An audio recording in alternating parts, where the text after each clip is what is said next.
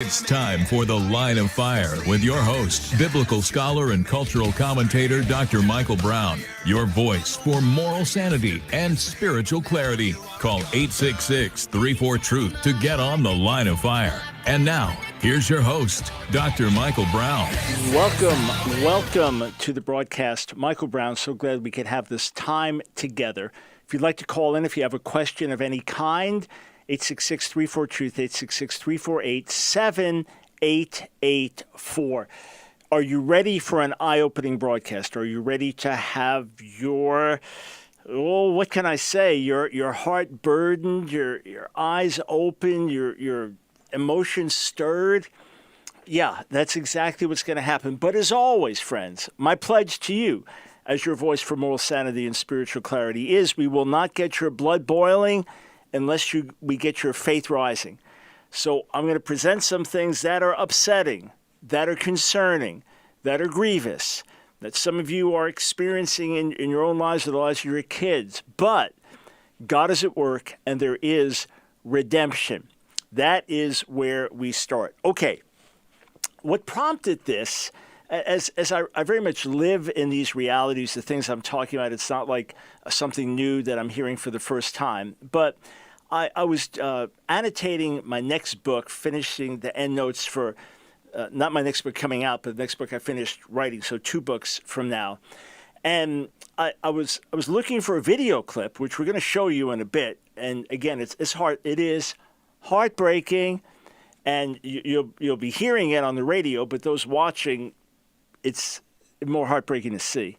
And I'll paint a picture for everyone listening. But I found out that there was a book on the same subject as the video I was looking for. So I ordered the book, got it over the weekend. I showed it to Nancy. I thought, what in the world? No, nothing new. Nothing I was unaware of in the least. In fact, I've got a stack of books sitting here on my desk, and the stack could be, I don't know, it's a few inches high now, a couple inches high.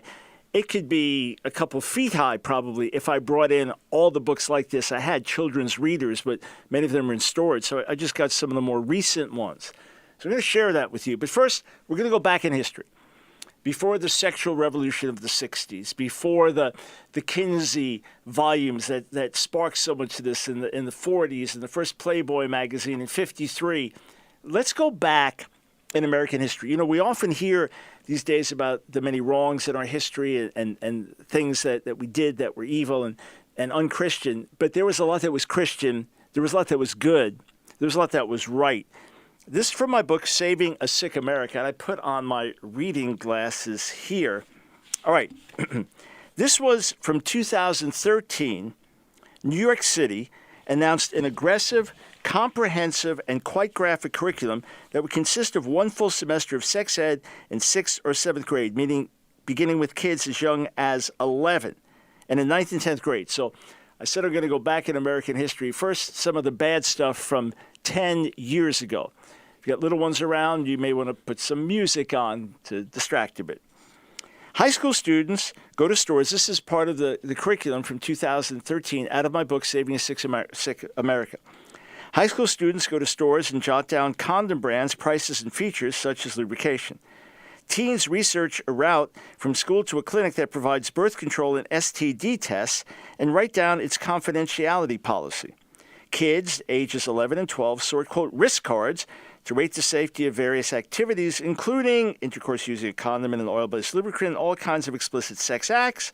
Teens are referred to resources such as Columbia University's website Go Ask Alice, which explores topics like sexual positions, sadomasochistic sex play, phone sex, and more. This is a curriculum for children, New York City, 2013. Now, let's contrast this. Oh, Noah Webster's Blue-Black Speller, first published in 1783. Are you ready? With its opening sentence declaring, "No man may put off the law of God."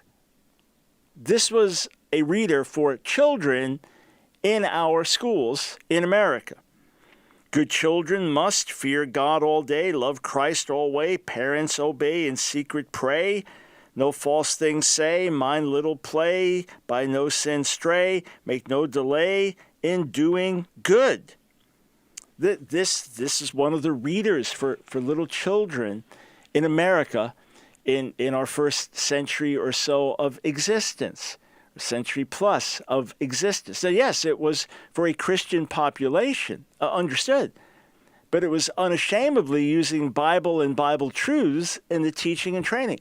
Now, I'm not saying you can introduce this in public school today where you've got diversity. You do it in a Christian school for sure, but in public schools. But this was in public schools back then. That's the point I'm making. All right. Oh, let us see here.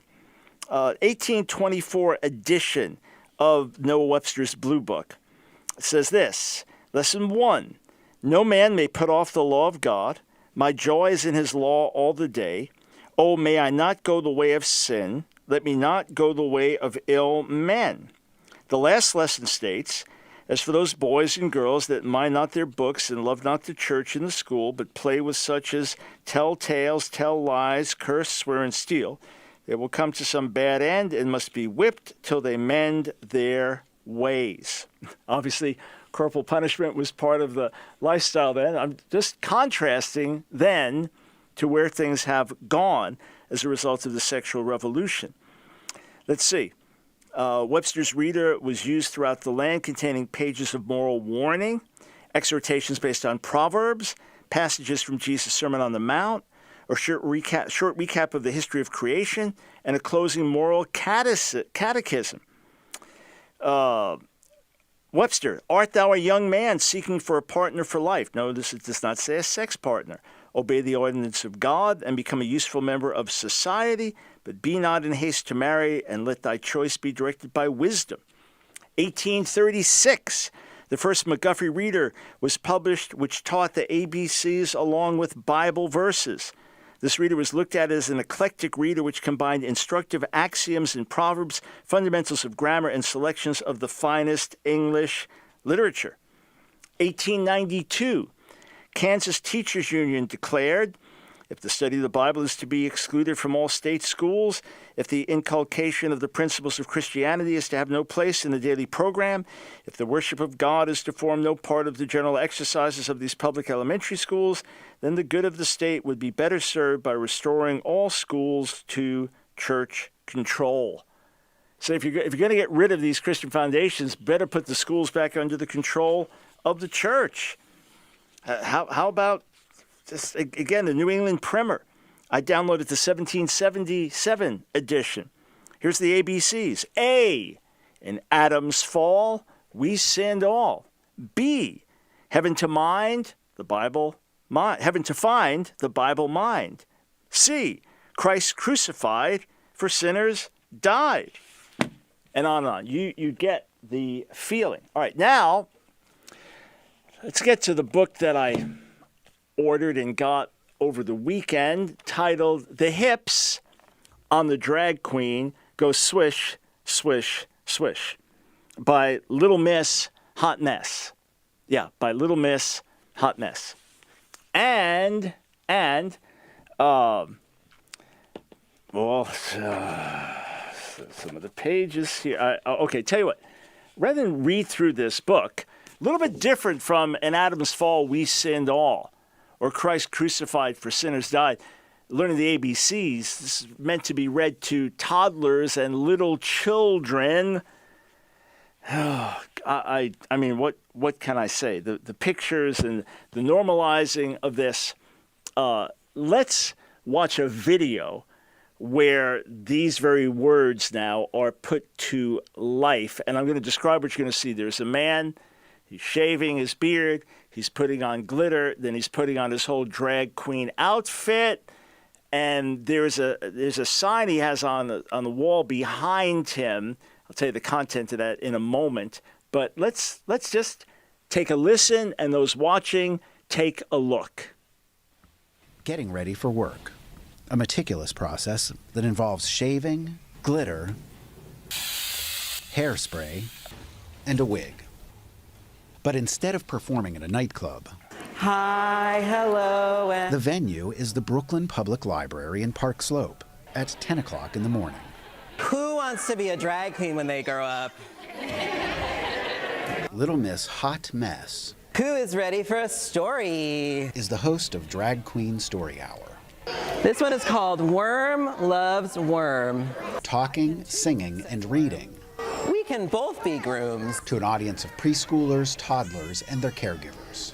The hips on the drag queen go swish, swish, swish, swish, swish, swish, swish, swish, swish. All right. The place is packed. The library is packed. Kids sitting on the floor. Toddlers, little children, mothers holding babies in arm as they swish their hips. Listen, this is not watching a clown perform. This is a man who is dressing up as a woman, who is promoting perversion.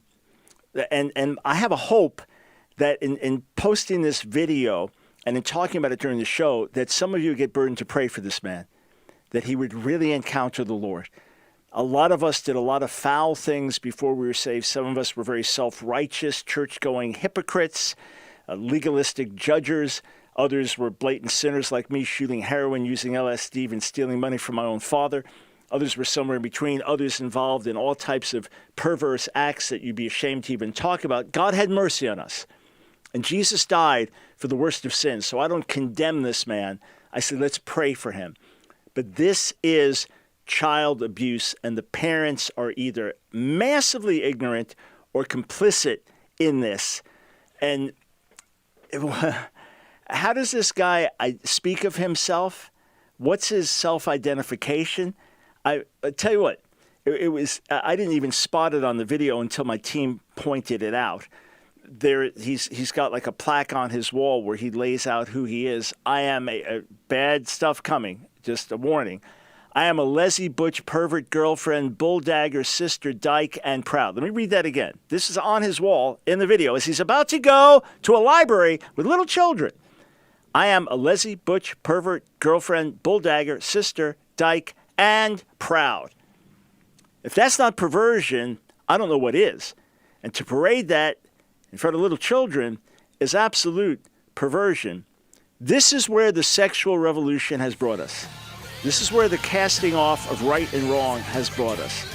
This is where the throwing away the standards of God and the wisdom of God, this is where it has brought us. Much more to come. Stay tuned.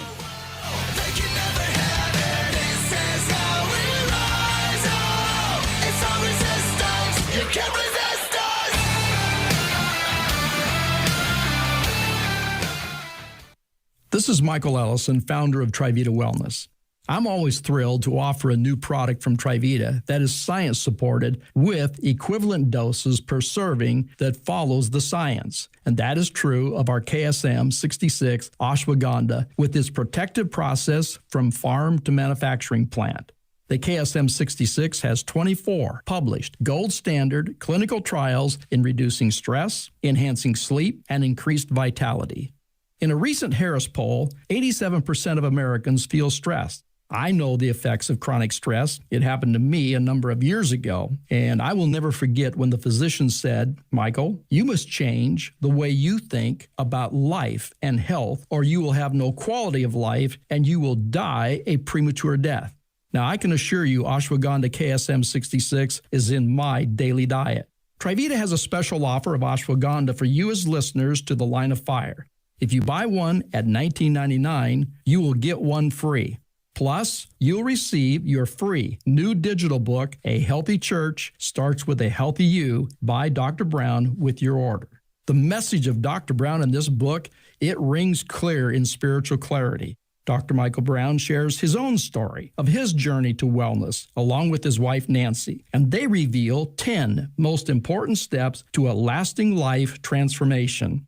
Whole body wellness is not a pipe dream. It is God's dream for you. To order, call 1-800-771-5584. Use promo code KSM66 and receive one bottle at $19.99 and get one free, along with your free digital copy of Healthy You. Or go to TRIVITA.com and use promo code KSM66. Call 1-800-771-5584. 800-771-5584. This is how we rise It's The Line of Fire with your host, Dr. Michael Brown. Get on The Line of Fire by calling 866-34-TRUTH. Here again is Dr. Michael Brown.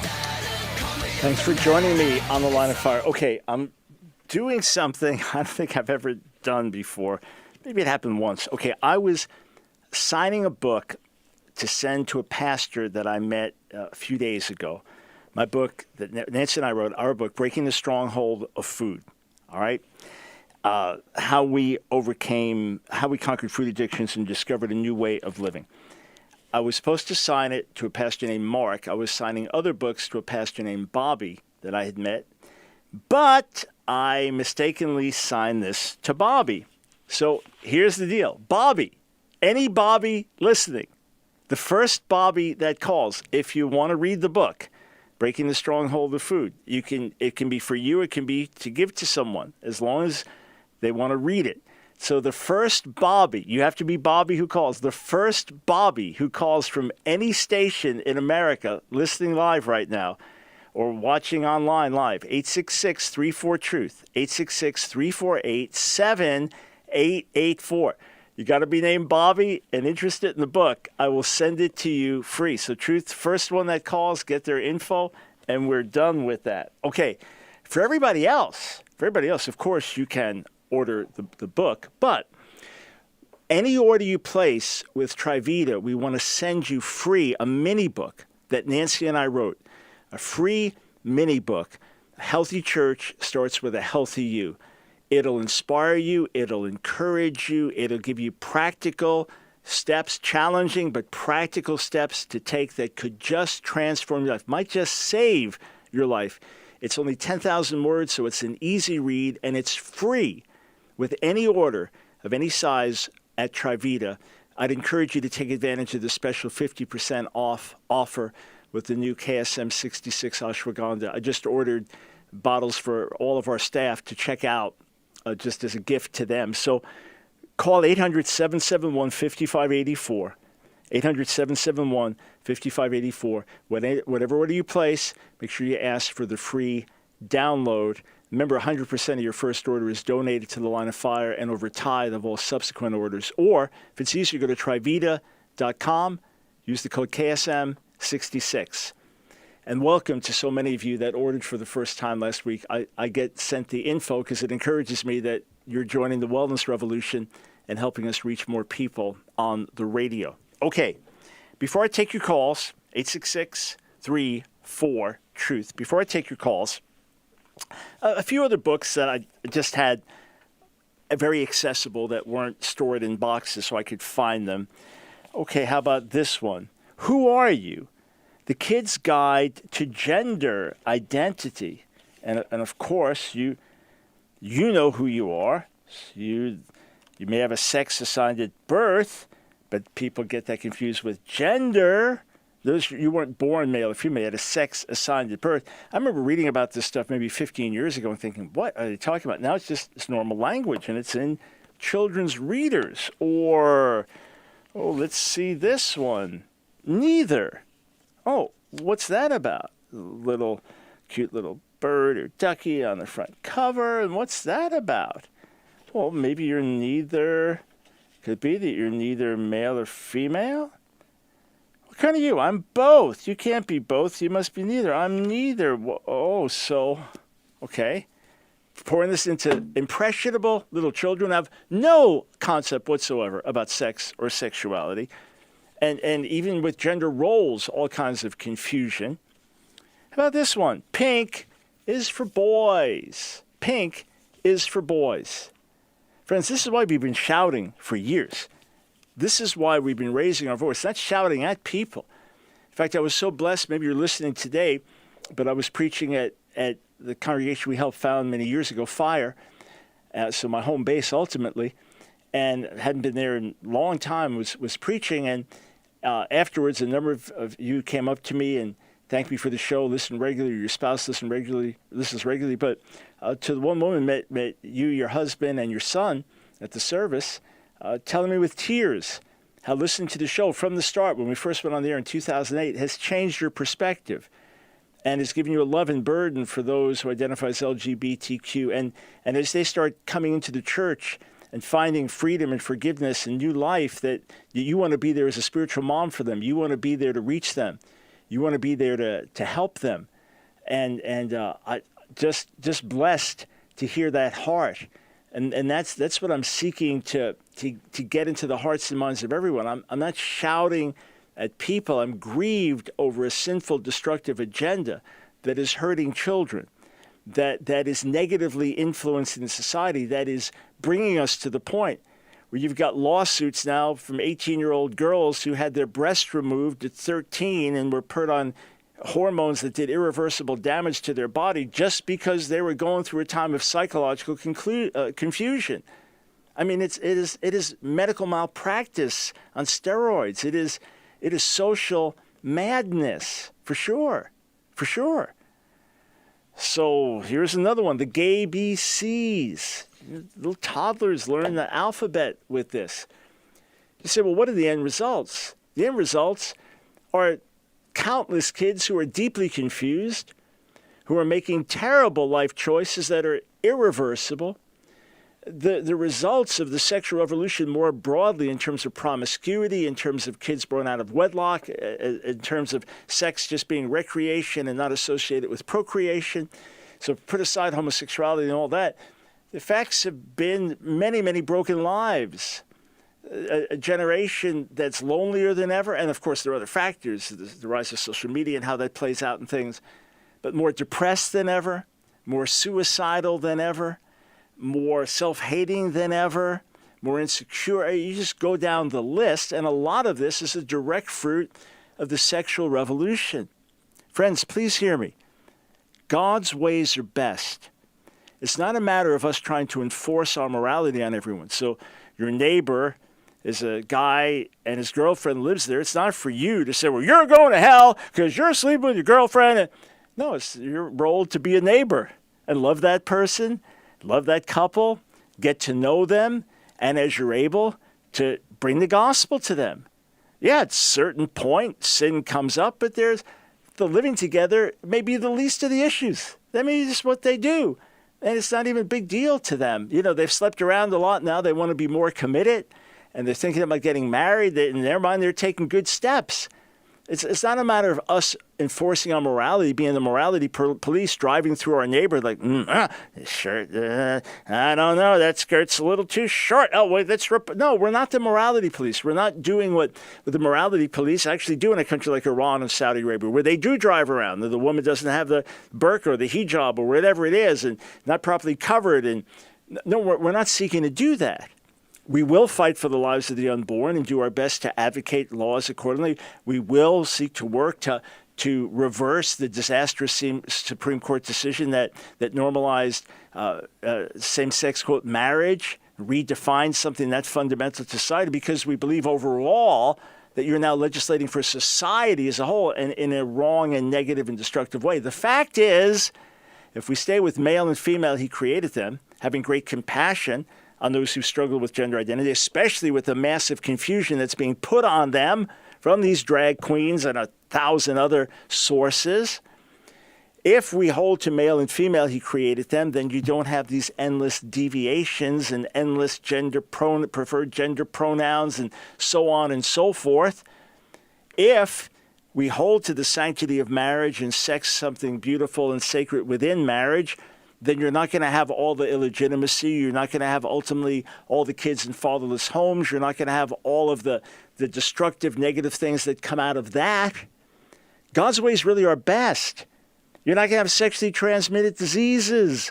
You're not going to have that because God's ways are best. They're life-giving. That's what we've come to learn as his followers, that he made us and his laws are for our best. And when we conform to them, it brings life. It brings life. Let us undo the disastrous effects of the sexual revolution by living out, modeling God's ways and presenting those to a confused world. And may those that we have spoken against in terms of their agenda, may they come to know the grace and love of God. We'll be right back.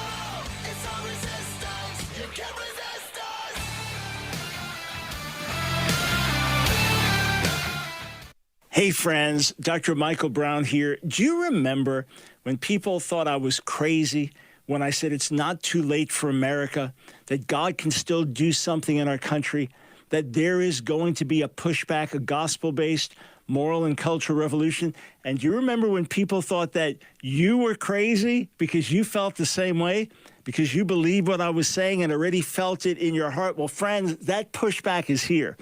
The gospel-based moral and cultural revolution we've been talking about for 25 years is unfolding, and we are right in the thick of it. And the Line of Fire broadcast is divinely positioned for such a time as this.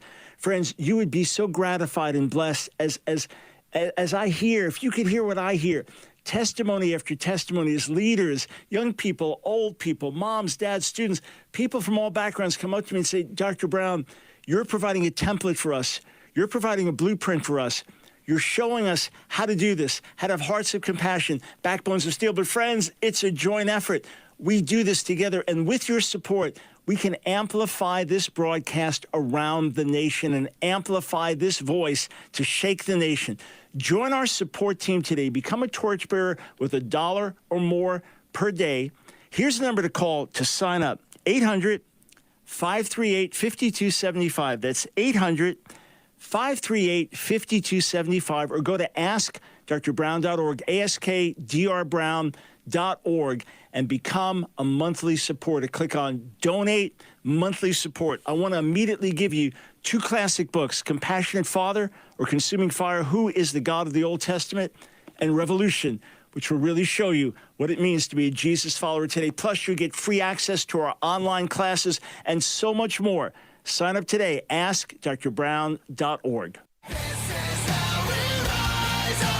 It's The Line of Fire with your host, Dr. Michael Brown. Get on The Line of Fire by calling 866-34-TRUTH. Here again is Dr. Michael Brown.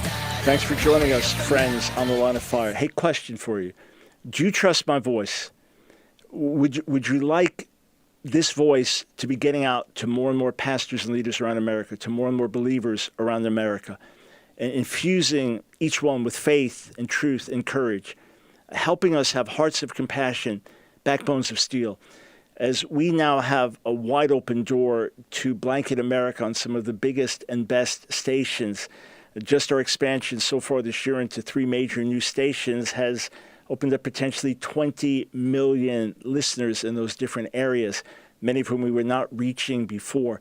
So as I reached out to pastors, friends of mine for years, I've never asked them for anything, and said, hey, we have this opportunity. Would you like to put us on your monthly support? I've been blown away by the response. They've actually thanked me for the opportunity and said, we believe in what you're doing. So I'm inviting you to partner with us in a very, very sacred work in this great burden to help get the Church of America healthy and strong, so that we in turn can bring health to the nation, and we in turn can provoke Israel to envy.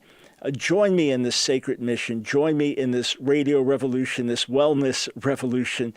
Here's the number to call, 800-538-5275. It's our joy to broadcast to millions, potentially reach millions every day through all the platforms we have for free. All the content that we put out day and night is free content with joy. Article after article. You don't have to get past a firewall to read what I'm writing day in, day out, with rare exception when I'm asked to write an exclusive for someone, or for we teach a whole class is when registers take. But everything we put out for free to reach the maximum number of people. But we do it as a sacred partnership. And I want to invite you to join with us. You can go to AskDrBrown.org, AskDrBrown.org. Click Donate Monthly Support. But before you do, I want you to read everything that we will pour back into you for $1 or more per day. All the classes you get for free, all the material you get, free books that we send you, discounts in the bookstore. If you're going to Israel with us, discount on the trip. So we want to sow back into you. That's our goal. We want it to be, you can never outgive us. And the more we pour in, the more you pour into us, the more we pour into you. It's time, friends. Things are happening. The tide is turning. So my last point, then we go to the phones, 866-348-7884. Any question of any kind, I am very happy to interact with you today. But I say this last thing. I said at the beginning, we won't get your blood boiling unless we get your faith rising. The pushback is continuing because many people, well-meaning people, sincere people, didn't want to be bigots, didn't want to be homophobes. Got a family member that's same-sex relationship, and they're nice people, hardworking and devoted and good neighbors and all. Why should we tell them that their love isn't valid? Who are we to say that it's not real marriage? Why are we so hung up on our way of doing things? And I wanted to be tolerant. It's some of you. You wanted to be accepting. And hey, your niece, she's a sweetheart of a girl. She's finally happy in this relationship with another girl. And in fact, the other girl had a baby that, and now they're going to raise that kid together. And it's beautiful. I don't want to be a bigot. I don't want to, isn't this like another form of racism? So you ended up saying, okay, I support that, and went to it's a little different for you, but the same-sex wedding, and you met a lot of lesbians and gays there. They were nice people. And why are these Christian fundamentalists so bigoted and so hateful and so homophobic and so biphobic and so transphobic and so narrow-minded? Not to mention misogynist and others. Why are they so hung up? But see, you didn't sign up for where it went. You didn't sign up for the drag queen shaking their hips to little children saying, who wants to be a drag queen when you grow up? Giving them some kind of image that that's a cool thing that you want to do. So you didn't sign up for that. You didn't sign up for your 14-year-old daughter coming home from school crying because there was a boy in her bathroom. You didn't sign up for your 15-year-old daughter coming home traumatized because she had a change in the presence of a boy who stripped down before playing on the same sports team with her. What?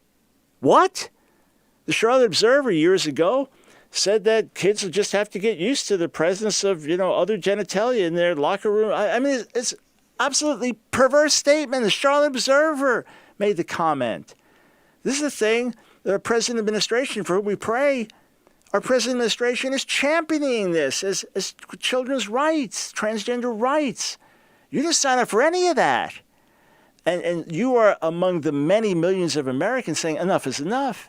Then you're finding out that trash, like I mentioned in some of these books, in a sophisticated way, is being taught to your kids in schools, and they're being indoctrinated with this. You think, whoa, time out. This is not what we signed up for. The revolution is underfoot. It is underway. It's at hand. It's happening. But the church must lead the way. We must be the salt. We must be the light. We must be the moral conscience of the society. We must be the ones ultimately working with others of different backgrounds. If I was in Montgomery County now, pushing back against the no opt-out policy, so they're going to teach some of this perverted stuff to our kids. Montgomery County, where we used to live in Maryland, they're saying you can't opt out. You can't opt out. Your kids have to be there or they'll be penalized for missing a lesson.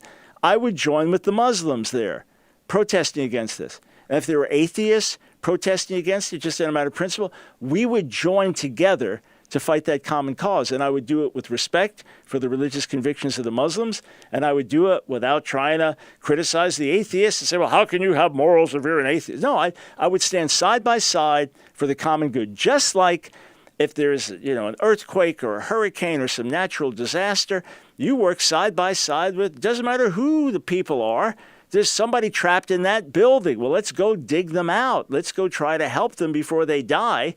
And you might be digging side by side with someone who's a member of a cult and someone who hates organized religion and someone, but you work side by side for those things. But ultimately, when it comes to changing the minds of a society, when it comes to changing the laws, when it comes to changing perspective, the church has to lead the way.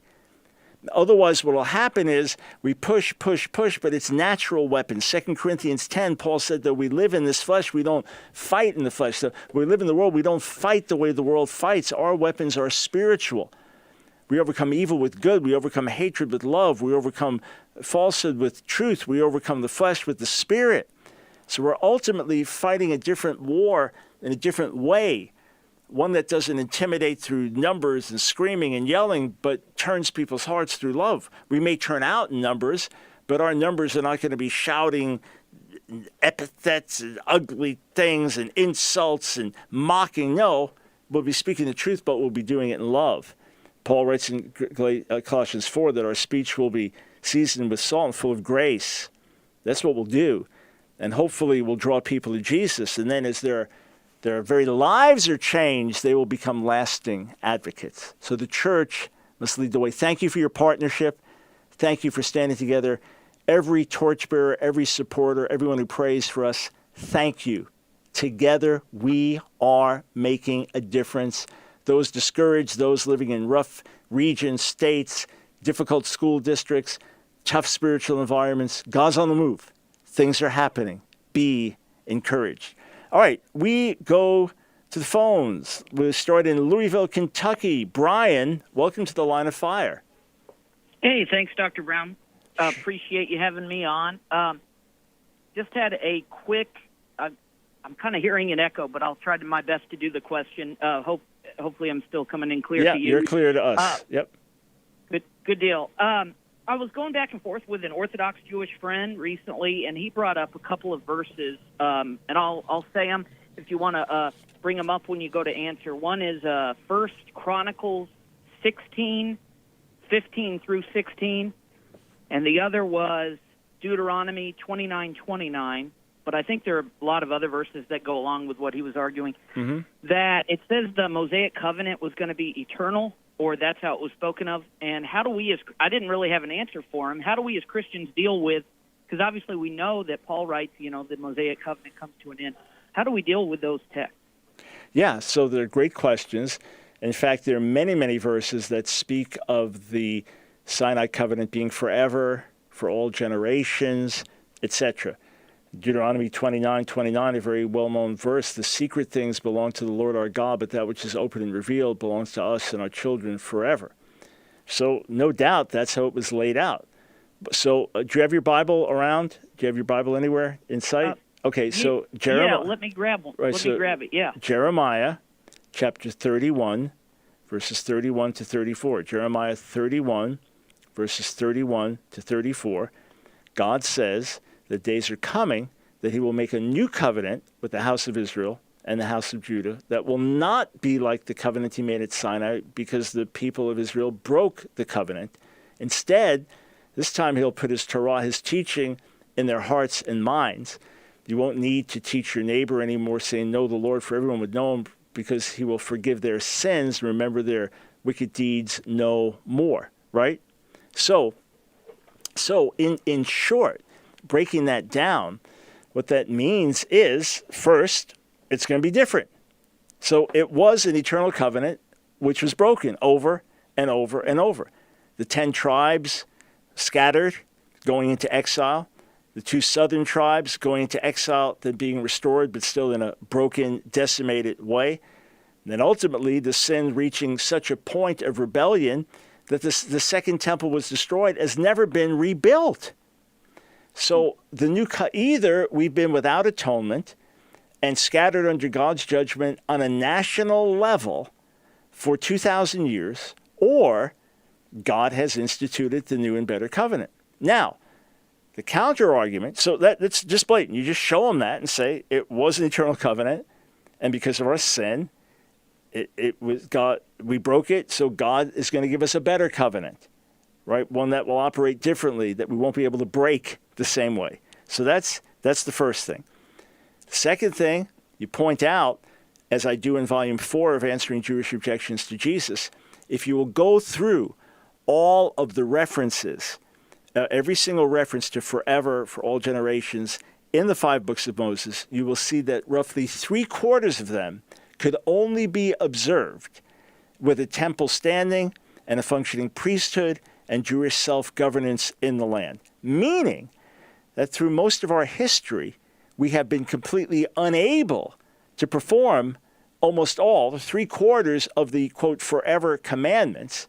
So either we've been left bereft and under judgment with no atonement and inability to observe the Torah, or God has replaced it with something better. So the counter-argument is, well, hang on, he's still going to put his Torah in our hearts. So we'll respond to that on the other side of the break.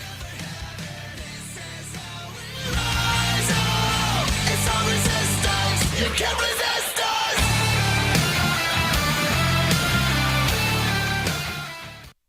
Are you stressed and searching for a natural way to restore balance in your life? Look no further. Introducing Trivita's Ashwagandha KSM 66, nature's science-supported secret to inner harmony and well-being. I'm Dr. Paul Burnett, a board-certified doctor of holistic health and director of wellness services at Trivita. I want you to know that Trivita's Ashwagandha KSM 66 is not just ashwagandha. Ashwagandha KSM 66 undergoes a rigorous formulation process and has 22 gold standard clinical trials. Trivita's Ashwagandha KSM 66 adaptogenic properties assist your body in adapting to stress, reducing fatigue, and restoring your natural balance. Ashwagandha's KSM 66 is shown to support cognitive function, mental clarity, and focus, and is shown to promote deep and restful sleep, so you can wake up feeling rejuvenated and ready to take on the day. Trivita has a special offer for you, the listeners of Dr. Brown's Line of Fire broadcast. Buy one 30-day supply of Trivita's Ashwagandha KSM 66, and you will receive an additional 30-day supply for free.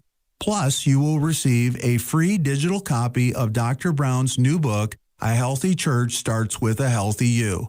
Don't wait any longer. Join countless others who have discovered the benefits of Trivita's Ashwagandha KSM 66. To order, call 1-800-771-5584. Use promo code KSM66 and receive one bottle at $19.99 and get one free, along with your free digital copy of Healthy You. Or go to TRIVITA.com and use promo code KSM66. Call 1-800-771-5584. 800-771-5584. It's The Line of Fire with your host, Dr. Michael Brown. Get on The Line of Fire by calling 866-34-TRUTH. Here again is Dr. Michael Brown. Welcome back to The Line of Fire. If you don't have my app, you may have a question like Brian's and wonder about so many issues. And what about the second coming or the rapture?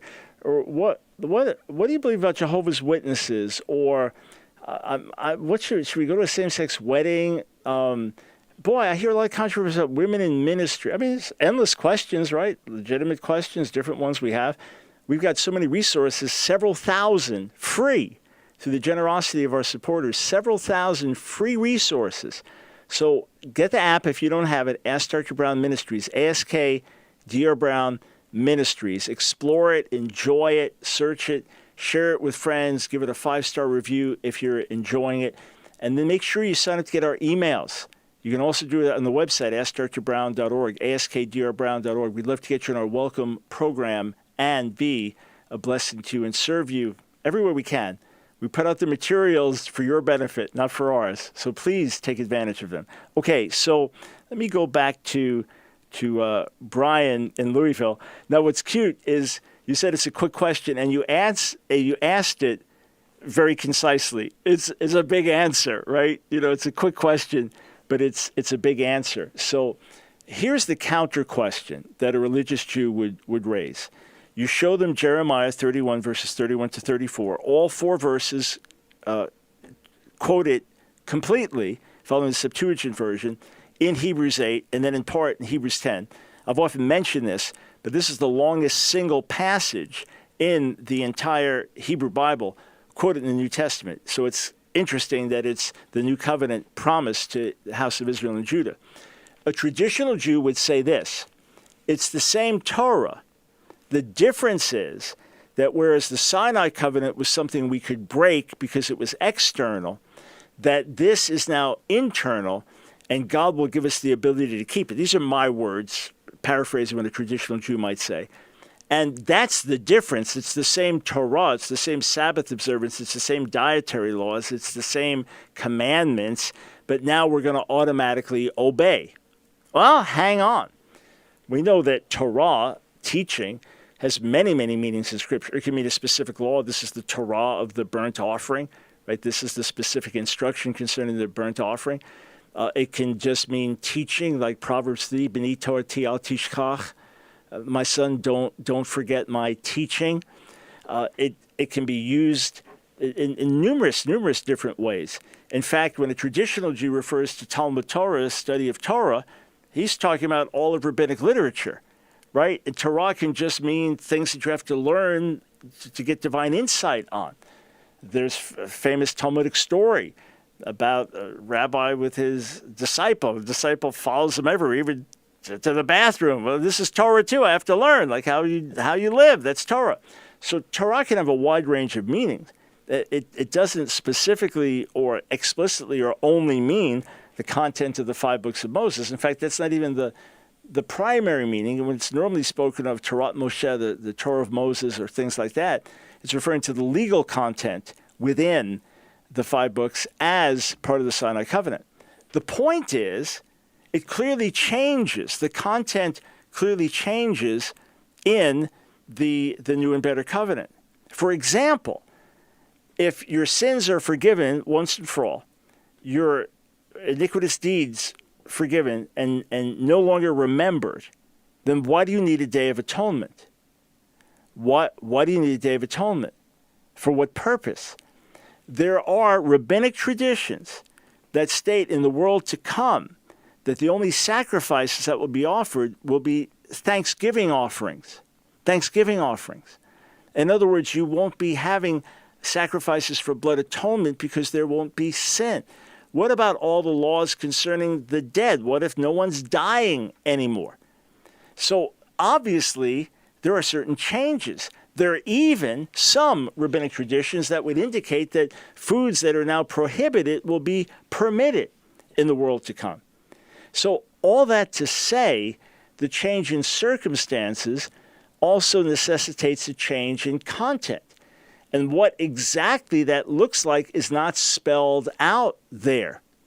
So bottom line, when your religious Jewish friend comes up with great verses and says this is to continue forever, you can say, actually, because of our continued failure, and Jeremiah being one of the last major prophetic voices before Israel's fall, before Judah's fall, that Jeremiah, seeing the failure of the people under the Sinai covenant, now prophesies a new and better covenant, which will not be like the Sinai covenant. Certainly in its nature, in terms of one being external, the other being internal, but also, friends, also in terms of some of the content, which will necessarily change.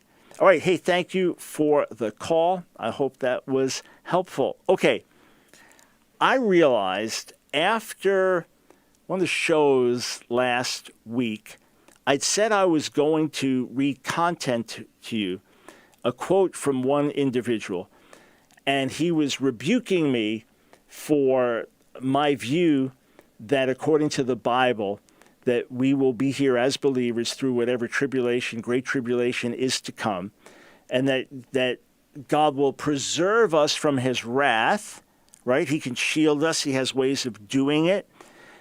He found a way he didn't take Noah off the earth, did he? No, he gave him an ark to survive. Noah was in the flood, was he not? Noah and his family experienced the flood. They just had an ark to live through it, but they experienced the flood. Lot and his family saw the fire fall on Sodom and Gomorrah. Lot and his 2 daughters. His wife, of course, died, and the sons-in-law, or the ones betrothed to the daughters, they died. They didn't take Lot's warnings, the angels' warnings, seriously. But they just went nearby. They weren't taken out of the earth. They just went nearby. And the children of Israel were right in Egypt. You got Israelites over here, Egyptians over here, and the plagues fell on the Egyptians and then fell on the Israelites. So God knows how to protect his people. God knows how to keep his people.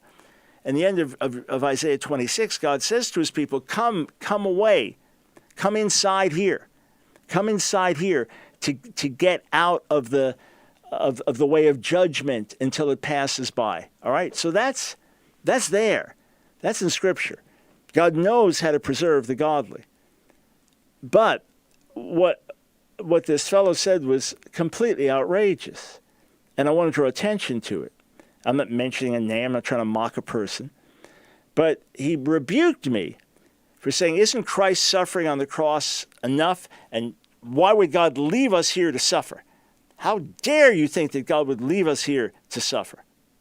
Oh, hang on for a second. This is meant to be solid biblically based theology. So to all the parents who've gone through the agony, which I cannot imagine, who've gone through the agony as a believer of watching your child die of a dread disease, why didn't God rapture you out first? Why didn't God not let that happen? I'm not saying he sent it as a blessing. I'm saying you lived through that hell. You went through that. To all of you who are, as I speak right now, you are bedridden or you are on your job, but you are in physical agony and have lived with agony for years. Somehow this theology that God won't let you suffer or go through any tribulation, somehow that theology hasn't worked out too well for you. 2, the millions of Christians through the decades who have been slaughtered for their faith, who have been butchered, who have been beheaded, who have been buried alive, who have been starved to death, who have rotted in miserable prison conditions for decades until they died, who have had their own children taken away from them, who at this moment are suffering deprivation and threat of death for their faith. Somehow, God didn't take them out first. It's one thing to say God will not pour out his wrath on his children. I believe that. So as we are here in times of tribulation, testing, the wrath of Satan, the wrath of man, that always comes our way. It'll just intensify as we get closer to the end. And when God's judgment and wrath is poured out in a sinning world, he'll protect us from that wrath. We agree. Some of you say he'll take us out in the rapture. I say he'll protect us right here. But we agree he'll protect us from his wrath. But the idea that we're somehow exempt from suffering, or that Jesus dying on the cross exempts us from suffering. And I'm telling you, the wording was that blatant, that ugly, that wrong-headed. Who comes up with that? Unless everything's just going great in your life and you live in a country like America where you're not faced with a death threat for following Jesus. But friends, Jesus says it, John 16:33, in this world you will have tribulation. But be encouraged, I've overcome the world. Paul preaches it with Barnabas in Acts 14 in Antioch. What does he say? He says, you must go through many tribulations to enter the kingdom of God. What does Paul write in Romans 5? That we grow through tribulation. Character is developed. What does he say in Romans 8? What shall separate us from the love of Christ? Tribulation? No. We're made for this. John writes in Revelation 1, I, John, your companion in the tribulation and kingdom and suffering that are ours in Jesus. And at the very least, all of this includes persecution, hatred, rejection, maybe imprisonment, maybe death. Certainly it includes those things. That's part of our life in God. What a bizarre idea that Jesus suffering on the cross means we don't have to suffer. No, it means we receive forgiveness for our sins and grace to carry us in the midst of suffering.